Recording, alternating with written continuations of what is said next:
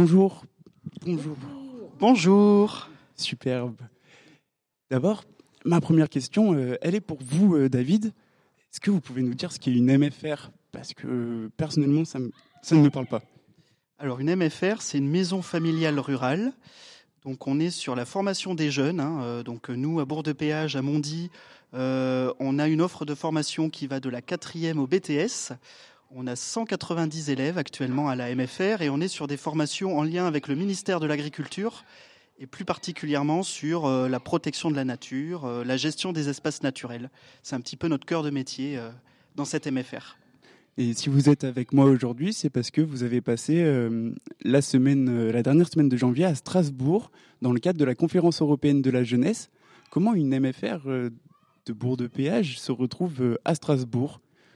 Alors, les MFR, en fait, ce sont des associations. Ça, c'est important de le préciser. Donc, dans chaque association, d'ailleurs, il y a un conseil d'administration avec des bénévoles. Et d'ailleurs, je suis pas tout à fait directeur. Je suis président. Je suis président bénévole de la MFR. Et bien sûr, il y a un directeur et toute une équipe pédagogique après qui travaille au quotidien avec les élèves. Et donc, nous sommes le mouvement des MFR en tant qu'association de jeunesse et d'éducation populaire au sein de plusieurs instances, notamment le CNAGEP, qui travaille sur le dialogue structuré européen en France. Le CNAGEP.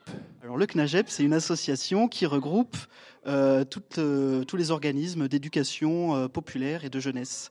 Conseil national des associations de jeunesse et d'éducation populaire. Merci beaucoup. Et du coup, vous êtes allé à la conférence européenne sur la jeunesse et vous y êtes allé accompagné de vos élèves, des élèves de la MFR et notamment du coup de Floriane. Bonjour Floriane. Bonjour, donc je m'appelle Floriane Duny, je suis en première à la MFR de Mondy. Je fais un bac pro GMNF, donc gestion des milieux naturels et de la forêt. Et du coup, j'ai pu avoir la chance d'aller à Strasbourg pour la conférence européenne de la jeunesse. Superbe. Et qu'est-ce que tu as fait du coup pendant ces quelques jours? Et vous êtes parti du coup pendant 4 jours. Vous avez découvert les institutions. Quel était le programme en fait de cette conférence?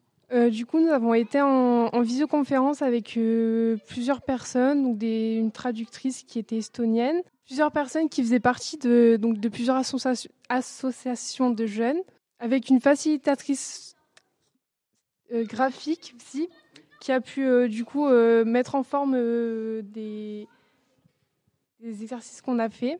Et ces exercices-là, ils tournaient autour de quel thème du coup? Du coup, c'était sur une Europe plus verte et inclusive. Est-ce que c'est des termes qui te parlent toi en tant que jeune? Avant ça, non, ça me parlait pas du tout. Tu as appris des choses sur notamment l'écologie, du coup, j'imagine, oui. Et la notion d'inclusivité? Oui, en fait, du coup, l'inclusivité, c'est un peu que le fait que tout le monde soit... C'est le fait d'accepter tout le monde au sein C'est d'un ça. même collectif. Et j'imagine que tu n'as pas été la seule à apprendre des choses, peut-être que David aussi. Est-ce que David, tu as découvert, malgré ton statut de président, des choses sur l'inclusivité, au même titre que tes élèves? Bah oui, parce que c'est quand même une super expérience de pouvoir partir à Strasbourg, de pouvoir participer à un événement comme celui-là, autour de la conférence européenne de la jeunesse. Même moi, en tant que président, ça m'arrive pas tous les jours, quoi, ce genre d'expérience à vivre. Et puis, ce qui était intéressant aussi, c'est que bon, il y avait les jeunes de la MFR de Mondy qui étaient là, mais il y avait aussi des jeunes d'autres MFR, la MFR d'Anneyron. En fait, les MFR de Drôme-Ardèche, elles sont pas mal impliquées là dans ces dispositifs de dialogue structuré. Et puis, on avait aussi une MFR d'Alsace qui nous a rejoint aussi sur une journée. Donc on a pu vraiment échanger. Et puis les jeunes, en fait, on se rend compte qu'ils ont plein de choses à se dire. Ils n'ont pas forcément les mêmes centres d'intérêt. Les formations sont complètement différentes. À Mondy, on est sur des formations autour de la nature. À Néron, c'était une formation plutôt sur les métiers du commerce et de la vente. Donc rien à voir. Et pourtant, les jeunes, ils ont vachement sympathisé et ils ont fait des propositions communes. Est-ce qu'il y a des propositions justement communes qui sont ressorties et dont vous vous rappelez, que peut-être vous soutenez du coup maintenant? Alors oui, en fait, sur les propositions que les jeunes ont pu faire, déjà ce qu'il faut se dire, c'est que l'échelle européenne pour eux, elle est large, elle est très grande. Et donc on a recentré un petit peu sur eux déjà qu'est-ce qu'ils aimeraient qu'il y ait des propositions de changement, déjà au niveau local en fait. Qu'est-ce qu'on aimerait changer dans nos villages, quelle est la place des jeunes en milieu rural, puisque maison familiale rurale, c'est quand même les jeunes des milieux ruraux qui s'expriment. Donc par rapport à ça, ce qui ressort un petit peu des échanges, c'est déjà mieux organiser les transports en commun en milieu rural, parce que c'est pas facile de vivre sa jeunesse dans les villages, dans nos villages. C'est aussi avoir plus de lieux pour pouvoir échanger et faire des activités entre jeunes. Et puis après, c'est des propositions en lien avec les objectifs de développement durable. Par exemple, mettre en place un potager en commun, développer des actions humanitaires. Il y avait plein d'idées. Et toutes ces idées, du coup, sont issues de la jeunesse. David, je t'invite à repasser le micro à Floriane. Floriane, tu as du coup dû participer à ces propositions. Oui. Et est-ce que tu as du coup découvert un peu l'exercice démocratique, qui est celui de débattre, qui est celui de réfléchir ensemble et d'aboutir à une proposition commune? C'était une première? Oui, tout à fait, oui. Et comment t'en es ressorti? Est-ce que tu as apprécié cette expérience ou est-ce que au contraire tu te dis il vaut mieux laisser les autres faire? Moi, j'ai bien aimé parce que je trouve ça intéressant de débattre avec des personnes qu'on ne connaît pas. Et oui, j'ai trouvé ça très bien. Eh bien, en parlant de débattre avec des personnes que l'on ne connaît pas, on a autour de cette table aujourd'hui Michel Rivasi et je vais lui laisser mon micro. C'est elle maintenant qui va prendre la parole. Bonjour Michel. Bonjour. Alors, qu'est-ce que ça fait déjà de voir ces jeunes, ces MFR qui se déplacent à Strasbourg pour réfléchir l'Union européenne au final? C'est très important justement d'impliquer la jeunesse dans la problématique de l'Europe. En plus, ce qui me fait plaisir, c'est que votre votre association s'occupe de tout ce qui touche à la nature. Et en même temps, ça dépend du ministère de l'Agriculture. Souvent, on pense agriculture, on pense exploitation, pesticides, etc., etc. Et là, je trouve que vous êtes tourné sur un peu la biodiversité. Et ça, c'est vraiment une problématique européenne. Parce que tout ce qui touche à l'environnement, au sens large, souvent, c'est des directives ou des règlements européens. Tu vois, par exemple, la directive sur l'habitat. Heureusement qu'il y a cette directive, parce que sinon, il y aurait énormément d'espaces sensibles qui disparaîtraient. Mais grâce à cette directive Habitat, on peut défendre les marais, on peut défendre des forêts très riches en écosystèmes, etc. Et puis toutes les directives sur l'eau, sur l'air, vous voyez, ça vient de l'Europe. Donc moi, je suis ravie d'abord que vous veniez voir un peu comment ça fonctionne à Strasbourg, parce que là, c'est le lieu où on vote, c'est les plénières. Sinon, tout le travail de fond, il se fait à Bruxelles quand même. Moi, ça fait mon 3e mandat, donc je connais bien le fonctionnement des institutions européennes. Et je trouve que l'apport de cette jeunesse, elle peut faire évoluer un peu l'avenir de l'Europe. En ce moment, il y a la conférence sur l'avenir de l'Europe. Et je trouve que c'est très important que vous puissiez y participer. Parce que souvent, vous pensez que l'Europe est loin, alors que tout ce qu'on fait d'un point de vue législatif sur le plan européen, ça a une conséquence sur notre quotidien. Donc c'est très important que vous soyez impliqués. Et du coup, l'Europe est loin. D'ailleurs, en off, David, vous vous étonniez, vous vous réjouissiez de rencontrer une eurodéputée, vous disiez même aussi facilement. Peut-être que du coup, ce temps d'échange, c'est le moment pour vous de poser une question à cette eurodéputée, ou peut-être Floriane. Je vous laisse le micro, la parole, et c'est la rencontre de l'exécutif et du citoyen. Déjà, moi, je voulais dire que je suis ravi de pouvoir rencontrer une eurodéputée, parce que ça va vraiment en lien avec ce qu'on essaie de faire avec nos jeunes. C'est la suite logique de nos travaux finalement à Strasbourg, de pouvoir rencontrer aussi les décideurs quelque part, et de voir aussi que finalement cette Europe qui est lointaine, elle est accessible via les eurodéputés par exemple. Donc j'ai pas forcément de questions là comme ça, mais est-ce que vous, en tant qu'eurodéputé, vous avez été un peu saisi des propositions qui ont été faites lors de cette conférence européenne de la jeunesse? Et est-ce que vous savez si ça va, quelles vont être les suites en fait que vous allez donner au Parlement européen sur les propositions des jeunes? Cette conférence sur l'avenir de l'Europe, c'est nouveau. C'est pour essayer de faire justement évoluer les institutions européennes et surtout impliquer les gens, tous azimuts, pour savoir comment on pourrait mieux associer les citoyens européens dans à la fois la connaissance, mais le fonctionnement aussi des institutions européennes. Donc, c'est un exercice nouveau où il a fallu mettre à la fois la Commission, les États membres et le Parlement.